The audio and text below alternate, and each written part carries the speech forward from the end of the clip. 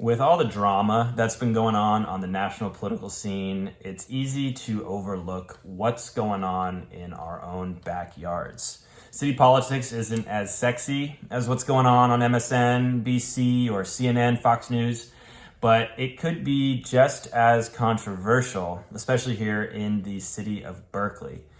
The city's rent board is actually has a few seats open for election this year. And in a moment, I'm going to be bringing on a local Berkeley resident, builder, parent, father, you name it, who is running for one of these seats that are up for grabs. It's a super interesting conversation about the rent board's current standing on a lot of issues and where they might be headed in the future. Stay tuned, this one's very interesting. All right, everybody, we are here with Dan McDunn, and Dan is running for one of the coveted seats on the Berkeley Rent Board. So Dan, thank you for coming on. And I always like to start out with having the guests just introduce themselves in your own words. And who is Dan McDunn? Yeah, great. Thanks for having me, Tommy. So who is Dan McDunn? I am, most importantly, a father of three BUSD students. I'm an active youth sports coach, Albany Little League, Albany Berkeley Youth Soccer. I was an assistant on the Berkeley High Mountain Bike team this year. I'm an active adult leader in Boy Scout Troop 6, which is here in Berkeley. And married to a third generation Berkeleyan. Her grandfather my wife's grandfather, that is, was a guidance counselor at Berkeley High, and then her mom a teacher here in Berkeley and elsewhere. And my wife works as a nurse here at Sutter East Bay Medical Foundation in Berkeley. So we're really committed to the community. And I'm just here now sort of starting a very hopefully limited political career with the Berkeley Rent Board. It's basically just real committed community member and getting going here with this campaign. So we have deep Berkeley roots, it sounds like. So tell me just really quickly, who in the Berkeley community is endorsing your campaign for Rent Board Commissioner? Yeah, thanks for that, Tommy. Sorry. Get it? No, we're always happy. Whenever. Let me turn that off. I'm going to ask that question again. So who in the Berkeley community is endorsing your run for Rent Board Commissioner? Yeah, it's a good question. I have, in the process of getting my campaign up and going, I solicited some formal endorsements for the campaign process. And Susan Wengraf, an active city council member in District 6, my district, has endorsed me. Former council member Lori Capitelli has endorsed me. Former Berkeley planning manager Deb Sanderson has endorsed me. I think those are probably three of the most significant Berkeley figures that have endorsed my campaign. But then there's members of the architecture, engineering, and design community and construction community that have also endorsed my candidacy, as well as a handful of landlords and property managers. So we have a very strong background, strong backing from some entrenched Berkeley individuals. I know Lori very well, and I know Susan a little bit as well also. So tell us, why are you personally running for the Rent Board? I mean, it's a big task. Well, I've got, in addition to long family roots in Berkeley, my wife's grandfather was a landlord in Berkeley. He had a couple of small buildings, a 6-unit and a 10-unit building. They're no longer in the family. They were sold at the time of his death. But the Berkeley Rent Board and and how it handles landlords has been present in my entire Berkeley experience, from when he was alive and talking about his experience up until today, when my sister-in-law, who lives next door, has a golden duplex. And so you're asking really why I'm running for Rent Board, and really the Rent Board and its role in our community, I think, is not necessarily entirely good. And most recently, they've come after accessory dwelling unit owners, golden duplex owners, and other small multifamily owners. And I think just somebody needs to kind of stand up for that group of people in our community, because these are people that have just as opposed to investing in a 401k or stocks and bonds or whatever, have just elected to use a different investment vehicle in a lot of instances, in investment real estate, or developing their own residences for rent, or acquiring duplexes, et cetera, to get an augmented cash flow in their primary dwelling. They need a voice on the rent board, and so that's really how I got involved here, was to give them a voice. So you're really involved in, ADU construction, correct? Yeah, that's my primary business right now, McDunn ADUs. We've built about 20 ADUs, accessory dwelling units, here in Berkeley and Oakland, El Cerrito and Albany in the last couple of years. And so I've been very active there. I was also, and still actively involved in the Berkeley ADU task force, which has helped shape accessory dwelling unit policy in our community, really advance the ball in marketing them out to the community, working with Ben Bartlett, Susan Wengraf, the mayor himself, actually, Lori Drosty. They've all held community meetings where I was a participant along with the ADU task force to help bring this organic housing type to the market and get the community kind of excited about it. And I'm sure you understand, but one of the major reasons why ADU construction has grown so quickly in Berkeley over the last couple of years is because they have been exempt from rent control by the city, correct? That's right, yeah. And at all of those community meetings that I just detailed, and there were 4 or 5 or more over the years, the rent board attorneys themselves, in addition to all of those existing council members, have indicated the rent board would treat accessory dwelling units just like they treat golden duplexes, which are exempt from the rent control and the rent board oversight. And that has helped spur development, because people just don't want another bureaucratic body overseeing their tenant relationship with people that are living in their backyards. And so that, in addition to the state laws that have advanced the speed with which accessory dwelling units must be permitted, and coupled with obvious supply needs by the growing population and short supply of new housing, have really fueled accessory dwelling unit development both here in Berkeley and actually statewide. And so, keeping the rent board outside of the purview of ADUs is one of the major factors there, though. Yeah, I mean, it definitely makes sense to me how, we do have a housing shortage here in California, not just in the Bay Area, but Berkeley included. And we need to give homeowners, or a lot of homeowners want to take every incentive that they can to build new housing. And what one thing has kind of confused me a little bit is, even though the Berkeley, voting populace voted to exempt ADUs from rent control in 2018, the rent board has come back 2 years later and want to reintroduce ADUs to rent control on the ballot this year. Now that seems a little, to most people, they may think, well, why would we be voting on something 2 years later that was shot down by the voting group so recently? Yeah. And that just doesn't really make sense to me. And so that kind of leads me to believe, I'm a homeowner. Now, why should I really care who's on the rent board? Yeah, that's a great question. If you're a homeowner and you're kind of going about your business and not concerned about your current situation, I can see why one wouldn't pay attention. But as you demonstrate, just 2 years ago, we voted on this issue, and here it comes back again. And not only is this coming back, but also their desire to have oversight over the single-family home market for rent, which has historically been exempt, golden duplexes, which have been exempt for over 40 years, and now accessory dwelling units. Again, it just demonstrates the relentless appetite for more oversight and more budget growth in order to fuel the bureaucracy that exists there. So as a homeowner, your condition might be such that you're not impacted today, but who knows? Maybe you have a sabbatical opportunity, chance to go overseas, urgent family need outside of the area, which forces you to want to rent your house.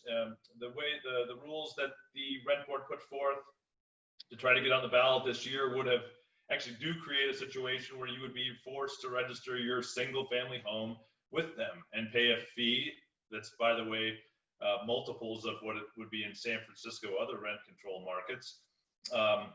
Not only that, in the future, perhaps you'd like to do some accessory dwelling unit development for a family member or for rent yourself to augment your cash flow situation at your existing real estate. You just don't know what's going to happen in the future. And what we do know, though, is the rent board, as it's currently made up, doesn't have an upper bound on what they want to have control over. And so my role and what has activated me is simply to give a voice to small owners such that this relentless growth of their bureaucracy stops at some point, and we can all rely on a future that exempts single-family homes, golden duplexes, and ADUs from their oversight. Yeah, I've looked at some of the backgrounds of the current rent board commissioners, and a lot of titles that you see in there definitely seem to be more tenant advocate, attorneys, tenant union selectees, but it's kind of rare to see somebody who at least is even just holds the two groups, property owners and tenants equally. And there definitely seems to be some type of agenda for many of the commissioners. I'm not saying all of them, but for somebody to sort of have the best interests of a property owner, I think would be, refreshing, at least on the rent board. So, we've talked a little bit about, the current direction of the rent board and what sort of policies are being pushed right now. But let's sort of turn the light onto the current state of Berkeley, because I think a lot of people think that, okay, the service that a rent board provides is to prevent displacement, to prevent evictions. And I think a common misconception that a lot of people have is that, especially here in Berkeley, but the greater Bay Area, that evictions are a common, prevalent thing that landlords are using to displace, tenants. And I mean, is this really the reality of things as you see it? It's also a very interesting question. If you look just at the raw data, the statistics here in Berkeley, the for-cause eviction rate here in Berkeley is just a fraction of a percent. It is exceedingly low. Yeah. We don't have a demonstrated protracted problem with even for-cause evictions, let alone not for-cause evictions. It's not a situation that we're contending with. What we are contending with is a supply problem. We have been, because of the existence of rent control and its various iterations over the last multiple decades, we had disincentives for property developers to add new supply to our marketplace. And so we have a protracted housing shortage that has existed for generations. And so when there's a supply shortage and there's not unlimited, but excessive demand for the supply that can manage that demand, prices go up. We've had that now has been in spades here for the last decade with this recent technology boom and sort of the geographic location and center of Silicon Valley to the city and the spillover effects on housing demand in Berkeley. But that's the fundamental problem. What we're trying to do is manage that with a rent board, with a bureaucracy to put in price controls to limit the growth of rents in a market that wouldn't have that problem if we'd been able to keep up with supply, both here in the recent term, but also over the last numerous decades. And so that to me is really the problem. We have what is a Band-Aid on a major wound, but the wound is not the growth in rents. The wound is the lack of new supply, and that and that's, I'm not sure if I'm answering your question specifically, but you had asked about eviction rates and so forth. I just don't see that as a problem. Well, I can definitely see how, rent control for the lucky ones who managed to, secure an apartment many years ago, who have seen their rents only increase, a couple percent each year. There's a few lucky ones, but what's not considered are the many of potential Berkeley renters who now cannot afford a place to live in Berkeley because the result of having all of these constrained units is going to suppress future supply, but it's also going to increase the rental rates of any vacant unit that's market rent. So it's really sort of puts a lot of unseen renters or to be renters at a disadvantage. So I would agree with you on that one. Absolutely. And I think one of the funny things when I looked at the Eviction Lab's website, the city of Berkeley in 2016, I think was their most recent year, had 66 evictions in the entire year. So for a city with a population of 120,000, 66 is astronomically low. And that doesn't even differentiate between just cause and non-just cause. And I think the laws that we have in place probably force the vast majority of those to be just cause eviction, because there really isn't a legal way to do these unjust evictions the way that state law and city law are set up. Right. Now, and even just to compare, I mean, I looked at another city, I looked at Charleston, South Carolina, and I think I have these numbers here. Charleston has roughly the same number of people, and they were dealing with 1,500 evictions. So, it doesn't seem like Berkeley has a rampant eviction problem when you look elsewhere around the country. And, the fact is that we're about 1/10 of the national, eviction rate. So Berkeley's doing pretty well at that front. So, yeah, last question here is, what about rent increases in Berkeley? I mean, do they displace let's take a look at like a low income, like a fixed income senior. I mean, are they experiencing displacement right now, or what do you think? Well, we just went over the statistics. I mean, it was 66 evictions, primarily for cause in the last year in Berkeley. Wouldn't indicate to me a wholesale problem with fixed income seniors being evicted from their residences. I mean, if you really break it down, I mean, that is a protected class of individuals. So they have an outsized proportion of rights versus somebody not on a fixed income or not a senior. And landlords in Berkeley just aren't keen to create a legal and political or public relations problem for themselves by evicting folks like that. I would be shocked if they could come up with one. The rent board that has come up with one fixed income senior that's been displaced by a quote unquote greedy landlord. I think in my opinion, those are probably the most likely folks to maintain their tenancy up until the end of their need for that unit. I just do not see that as a problem. Knowing a ton of landlords and how they treat those folks and what their role in the building is.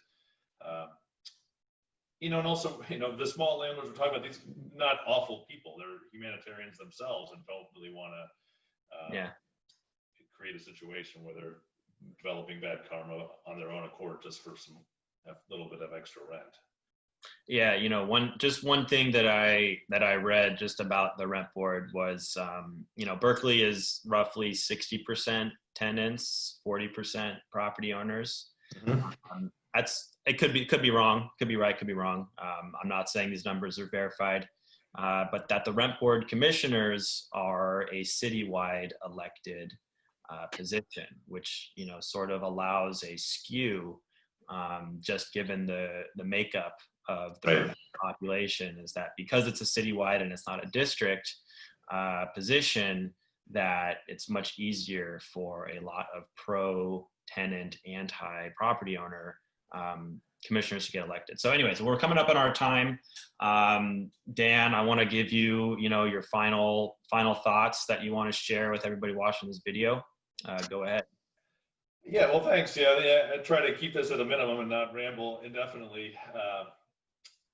Final thoughts. I think, myself and there's a handful of folks running with me that are keen to give homeowners a voice on the rent board. I think what we need to understand is that to get to the best possible outcome in the housing market, we need both parties. We need landlords and we need tenants.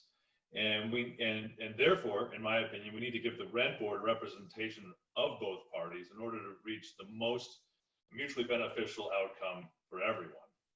And I actually think, frankly, giving landlords a bit of a voice, shifting the power structure so it's a little more in balance, actually probably expands housing opportunities for marginalized people more than anything else. Because right now, the biggest risk to a landlord, and it's always the case, the biggest risk a landlord faces is signing a lease.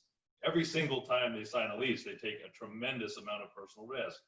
And by being so skewed to the tenant side, the risks that one is willing to take are diminished. Landlords have a very deep incentive to only take on the most favorable tenancies, the ones that present the least amount of risk, and that creates a more challenging rental environment for tenants that actually need landlords to sometimes take a risk. And so by establishing balance on the rent board, establishing a little more balance in the housing market in general between landlord and tenant, we're doing what we want to do, what Berkeley represents, which is to give people opportunities. And so I think that voting for Dan McDunn and getting some homeownership representation, small landlord representation on the board is going to serve everyone, not just landlords, but landlords and tenants equally. Awesome. Well, thank you, Dan, for coming on today. I really appreciate your time. And everybody, I will put your contact information in the YouTube description below. So anybody needs to reach out to you, the information will be there. And vote for Dan, everybody. Thanks for coming on. Take care. Thanks, Tommy. I appreciate it.